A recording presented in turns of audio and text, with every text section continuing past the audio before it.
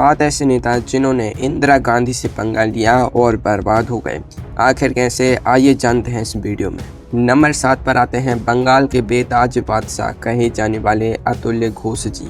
1960 के दशक में अतुल्य घोष जी का रुतबा ऐसा था कि कोलकाता से लेकर दिल्ली के दरबार तक उनकी मर्जी के बिना पत्ता भी नहीं हिलता था। ये कांग्रेस के उस ताकतवर सिंडिकेट ग्रुप के मुख्य खिलाड़ी थे जिसे पार्टी का असली पावर हाउस माना जाता था।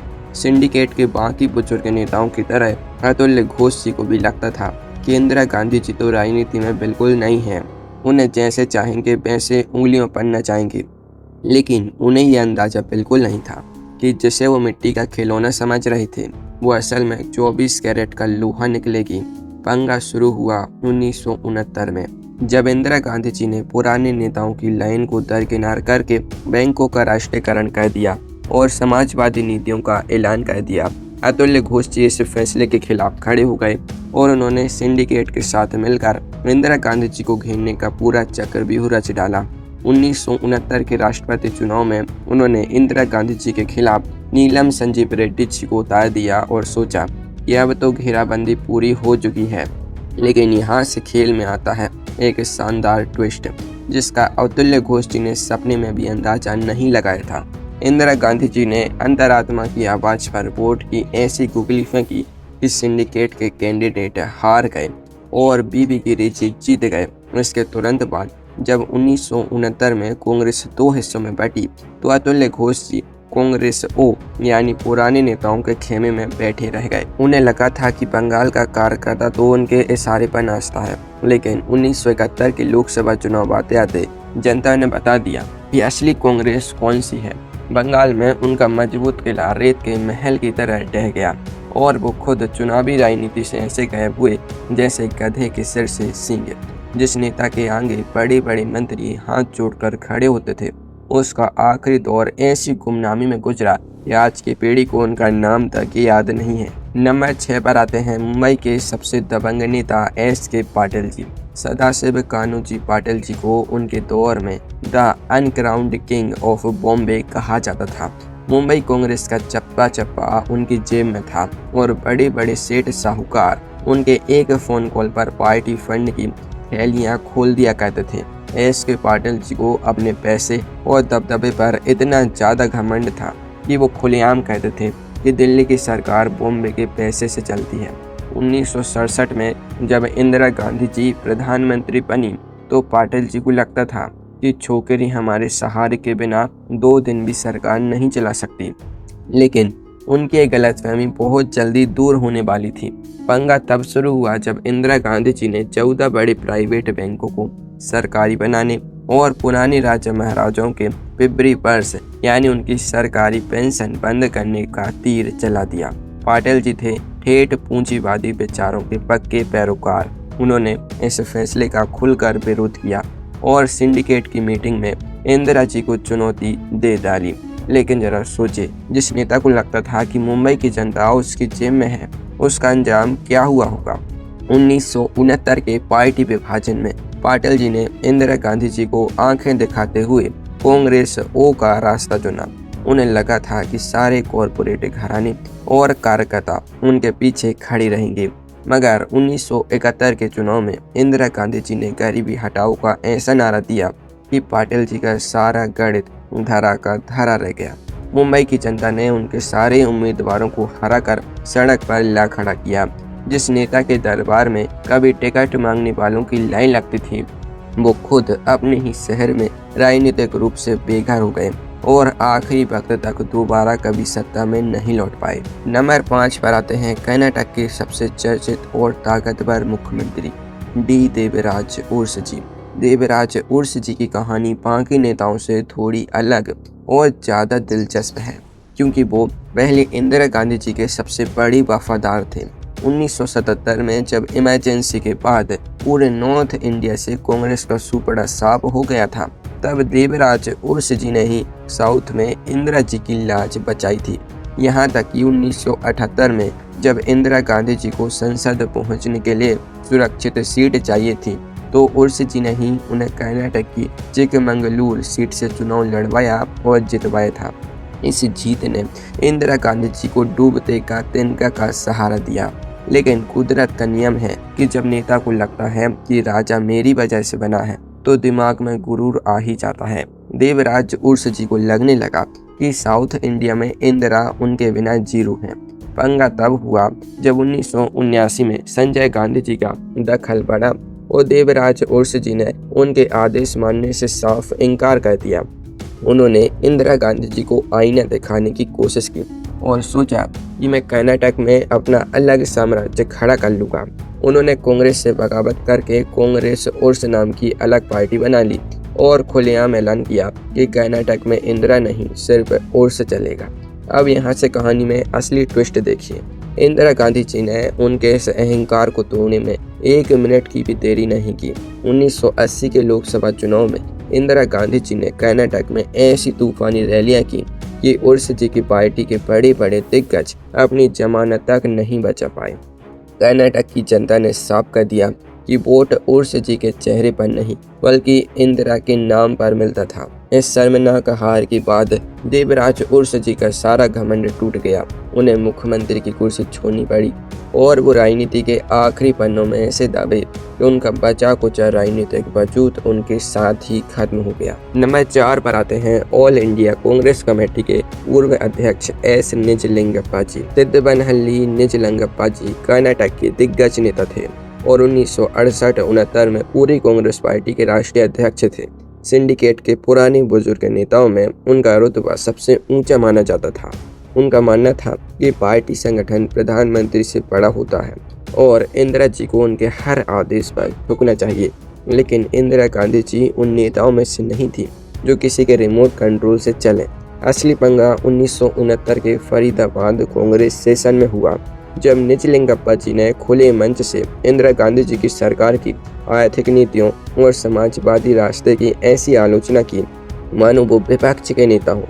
इसके बाद 1969 के राष्ट्रपति चुनाव में जब इंदिरा गांधी जी ने सिंडिकेट के कैंडिडेट को हरवा दिया तो निजलिंगप्पा जी आपस से बाहर हो गए। उन्होंने वो ऐतिहासिक कदम उठा लिया जो भारत के इतिहास में किसी पार्टी अध्यक्ष ने नहीं उठाया था।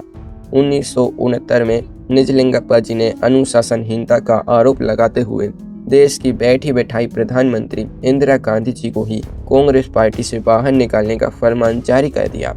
उन्हें लगा कि उनके इस फैसले से इंदिरा गांधी जी की राजनीति खत्म हो जाएगी और वो सड़क पर आ जाएंगी। पर सोचिए क्या हुआ होगा। जिसे वो गूंगी गुड़िया समझकर पार्टी से निकाल रहे थे उसने अगले ही 48 घंटों में कांग्रेस के 500 से ज़्यादा सांसदों और AICC मेंबर्स को अपने निवास पर इकट्ठा करके दिखा दिया कि असली कांग्रेस कहाँ बैठती है। निजलिंगप्पा जी अपने चंद बुजुर्ग साथियों के साथ अकेले रह गए। 1971 के आम चुनाव में उनकी कांग्रेस ओ का ऐसा बुरा असर हुआ कि खुद निजलिंगप्पा जी की पार्टी इतिहास के पन्नों में दफन हो गई और उन्हें शर्मिंदगी के साथ हमेशा के लिए सक्रिय राजनीति को अलविदा कहना पड़ा। नंबर 3 पर आते हैं भारतीय राजनीति के सबसे बड़े किंगमेकर कहे जाने वाले के कामराज जी। कुमारस्वामी कामराज जी वो शख्स थे जिन्होंने जवाहरलाल नेहरू जी के गुजरने के बाद लाल बहादुर शास्त्री जी को प्रधानमंत्री बनवाया और फिर 1966 में शास्त्री जी के अचानक निधन के बाद इंदिरा गांधी जी को प्रधानमंत्री की कुर्सी पर बैठाया। कामराज जी का प्लान बहुत सीधा था। वो सोचते थे कि इंदिरा एक सीधी सादी लड़की है, उन्हें प्रधानमंत्री बनाकर पीछे से पूरी सरकार सिंडिकेट के बुजुर्ग नेता चलाएंगे। उन्हें लगता था कि कुर्सी इंदिरा की होगी लेकिन डोरी उनके हाथ में रहेगी।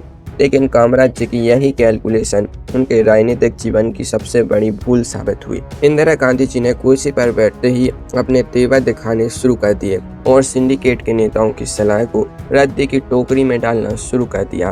पंगा तब चरम पर पहुंचा जब 1969 में इंदिरा जी ने कामराज जी के बनाए सारे पॉलिटिकल प्लान्स को एक झटके में तोड़कर कांग्रेस को दो फाड़ कर दिया। कामराज जी इस बात से इतने आहत हुए कि उन्होंने इंदिरा जी को सबक सिखाने के लिए सिंडिकेट का पूरा जोर लगा दिया। लेकिन कहानी में ट्विस्ट ये था कि जनता कामराज जी के पुराने दांव पेचों से आगे निकल चुकी थी। 1971 के चुनाव में इंदिरा गांधी जी की आंधी चली और कामराज जी की कांग्रेस पूरे देश में तिनके की तरह बिखर गई। यहाँ तक कि उनके अपने राज्य तमिलनाडु में भी उनकी जमीन ऐसी खिसकी कि वो डीएमके और इंदिरा के बीच में सैंडविच बनकर रह गए। जिस नेता के सामने कभी देश के बड़े बड़े मंत्री हाथ बांधकर खड़े होते थे, वो किंग मेकर आखिरी सालों में बिल्कुल लाचार और अकेला पड़ गया। 1975 में जब उनका निधन हुआ तो वो एक ऐसी राजनीतिक लड़ाई हार चुके थे जिसे उन्होंने खुद शुरू किया था। नंबर 2 पर आते हैं सिद्धांतों के पक्के और बेहद जिद्दी नेता मोरारजी देसाई जी। मोरारजी देसाई जी को लगता था कि 1964 में नेहरू जी के बाद और 1966 में शास्त्री जी के बाद प्रधानमंत्री बनने का असली हक सिर्फ और सिर्फ उनका था। वो इंदिरा गांधी जी को अपने सामने एक बच्ची समझते थे और उन्हें लगता था कि अनुभव में इंदिरा उनके आगे कहीं नहीं टिकती। 1967 में उन्हें मजबूरी में इंदिरा जी की कैबिनेट में डिप्टी प्राइम मिनिस्टर और वित्त मंत्री बनना पड़ा, लेकिन उनका ईगो हमेशा आमने सामने टकराता रहा। पंगा तब खुलेआम हुआ जब 1969 में इंदिरा गांधी जी ने मोरारजी देसाई जी से बिना पूछे एक छोटी सी चिट्ठी भेजकर उनसे वित्त मंत्रालय छीन लिया। मोरारजी जी ने इसे अपना सबसे बड़ा अपमान माना और तुरंत सरकार से इस्तीफा देकर इंदिरा जी के खिलाफ खुला मोर्चा खोल दिया। उन्होंने 1974 में नवनिर्माण आंदोलन और फिर जयप्रकाश नारायण जी के साथ मिलकर इंदिरा सरकार के खिलाफ देशव्यापी आंदोलन शुरू किया। 1975 में जब इमरजेंसी लगी तो इंदिरा गांधी जी ने मोरारजी जी को सबसे पहले जेल में डाल दिया। लेकिन रुकिए, कहानी में असली क्लाइमैक्स तो 1977 में आया, जब इमरजेंसी के बाद जनता पार्टी की लहर आई और मोरारजी जी आखिरकार 81 साल की उम्र में देश के प्रधानमंत्री बन गए। उन्हें लगा कि उन्होंने इंदिरा गांधी जी को हमेशा के लिए खत्म कर दिया है, लेकिन उनका ये सपना सिर्फ 2 साल तक चला। अपनी आपसी फूट और जिद के चलते 1979 में उनकी सरकार ऐसी गिरी कि चारों तरफ छीछालेदर मच गई। इसके बाद जब 1980 में इंदिरा गांधी जी ने दोबारा चुनाव लड़ा तो उन्होंने ऐसी जबरदस्त वापसी की कि मोरारजी देसाई जी का पूरा पॉलिटिकल करियर एक ही झटके में तबाह हो गया। उन्हें बेआबरू होकर सक्रिय राजनीति से हमेशा के लिए संन्यास लेना पड़ा। नंबर 1 पर आते हैं भारतीय राजनीति के सबसे अनोखे, निडर और अजब गजब नेता राजनारायण जी। नेताजी सुभाष चंद्र बोस और राम मनोहर लोहिया जी के विचारों पर चलने वाले राजनारायण जी को जायंट किलर कहा जाता था, क्योंकि उनका एक ही मकसद था, इंदिरा गांधी जी की राजनीति को जड़ से उखाड़ना। 1971 के लोकसभा चुनाव में वो रायबरेली से इंदिरा गांधी जी के खिलाफ चुनाव लड़े और हार गए। आम नेता होता तो हार मान लेता, लेकिन राजनारायण जी ने इलाहाबाद हाई कोर्ट में केस ठोक दिया कि इंदिरा जी ने सरकारी मशीनरी और सरकारी अफसरों का गलत इस्तेमाल करके चुनाव जीता है। 4 साल तक केस लड़ा और 12 जून 1975 को वो कह दिखाया जिसकी किसी ने कल्पना नहीं की थी। जस्टिस जगमोहन लाल सिन्हा ने राजनारायण जी की अर्जी पर फैसला सुनाते हुए देश की बैठी बिठाई प्रधानमंत्री इंदिरा गांधी जी का चुनाव रद्द कर दिया और उन पर 6 साल का बैन लगा दिया। इसी एक फैसले के गुस्से में इंदिरा गांधी जी ने 25 जून 1975 को पूरे देश में इमरजेंसी थोप दी और राजनारायण जी को उठाकर जेल में डाल दिया। लेकिन खेल अभी बाकी था। 1977 के चुनाव में राजनारायण जी ने जेल से निकलकर रायबरेली में इंदिरा गांधी जी को 55,000 से ज़्यादा वोटों से हरा दिया। आज़ाद भारत के इतिहास में पहली बार कोई सिटिंग प्रधानमंत्री अपना खुद का चुनाव हारी थी। राजनारायण जी स्वास्थ्य मंत्री बने और उनकी छाती गर्व से चौड़ी हो गई। लेकिन अब आते हैं उस दर्दनाक मोड़ पर जहां से उनका पतन शुरू हुआ। 1979 में उन्होंने चौधरी चरण सिंह जी के साथ मिलकर मोरारजी देसाई जी की सरकार गिरा दी और इंदिरा गांधी जी के झूठे समर्थन के भरोसे सरकार बनवा दी। इंदिरा गांधी जी ने उनका इस्तेमाल करके मोरारजी जी की सरकार तोड़वाई और कुछ ही हफ्तों में अपना समर्थन वापस लेकर उन्हें बीच मझधार में छोड़ दिया। 1980 के आम चुनाव में जब इंदिरा गांधी जी आंधी बनकर लौटी तो राजनारायण जी पूरी तरह चुनाव हार गए। जिस नेता ने कभी इंदिरा जी की कुर्सी हिला दी थी, आखिरी दिनों में उनके पास न कोई पार्टी बची, न कोई कार्यकर्ता और न ही कोई जनाधार। वो राजनीति के अकेले कोने में ऐसे लावारिस हो गए कि उनका अंजाम सबसे ज़्यादा दर्दनाक और अजीब साबित हुआ। अगर आप जानना चाहते हैं 10 ऐसे नेताओं के बारे में जिन्होंने मोदी जी से पंगा लिया और बर्बाद हो गए, तो आपकी स्क्रीन पर जो वीडियो आ रहा है उस पर क्लिक करें।